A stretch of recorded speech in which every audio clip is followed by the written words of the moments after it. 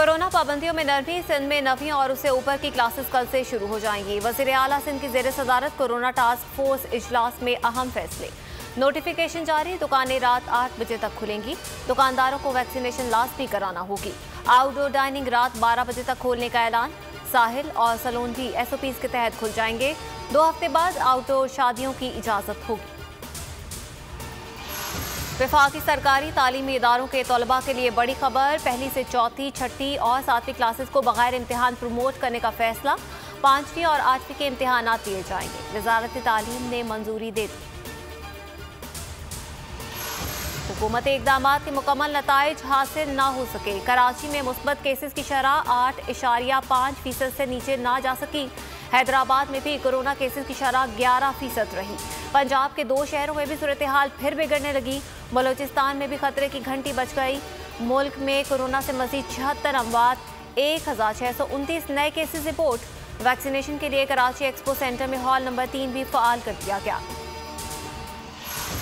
वज़ीर आला सिंध और असद उमर आमने सामने। 7 साल से वफाक ने सिंध को कोई नई स्कीम नहीं दी। सिंध के साथ तासुब बढ़ता जा रहा है। इस बार भी बजट में सूबे को नजरअंदाज किया जा रहा है।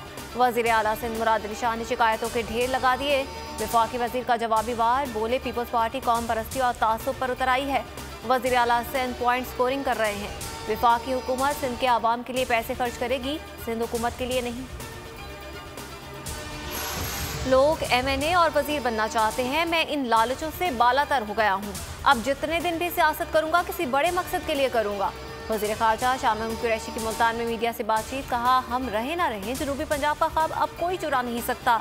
जनूबी पंजाब के फंड्स दीगर इलाकों में नहीं जाएंगे। इमरान खान ने पाकिस्तान को करप्शनिस्तान बना दिया। ये नालायक हैं, नाअहल हैं। 30 साल भी बैठे रहे, इनसे कुछ नहीं होगा। झूठी तसल्लियां देकर नाकामियों पर पर्दा नहीं डाल सकते। एहसन इकबाल का नारोवाल से वार।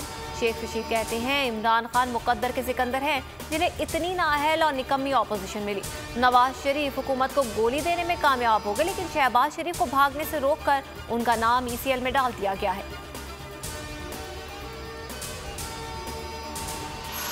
15 जून तक सिंध के कोटे का पानी बहाल ना किया गया तो शदीद एहतजाज किया जाएगा।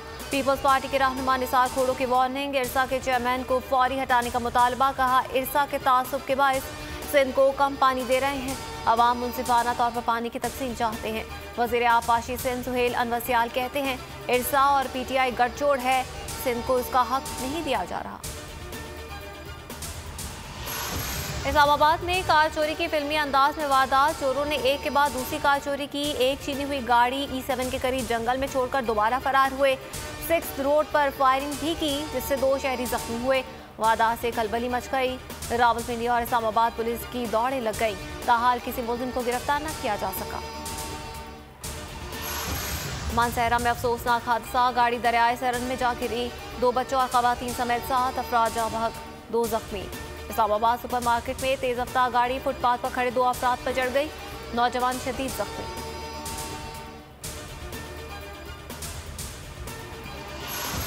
ओवरसीज पाकिस्तानी आपसे इंसाफ चाहती है। मेरा मॉडल टाउन लाहौर में एक वरासती घर है। एक प्रॉपर्टी एजेंट मेरे घर पर कब्जा करना चाहते हैं। उन्होंने और लाहौर में बासर अफराद के बैरून मुल्क मुकीम बेवा खातून के घर पर दोबारा कब्जे की कोशिश। सजीन शौकत अली की सोशल मीडिया पर वीडियो पैगाम में वज़ीर आज़म इमरान खान को अपील। अस्सलामुअलैकुम, आप देख रहे हैं बोल न्यूज़ और मैं हूँ आमना अकरम। हेडलाइंस आपने जानी, खबरों से फिलहाल इतना ही। मजीद खबरों और तफसीलात के लिए विजिट कीजिए हमारी वेबसाइट bolnews.com। अब आप देख सकेंगे प्रोग्राम नेशनल डिबेट। देखते रहिए बोल न्यूज़।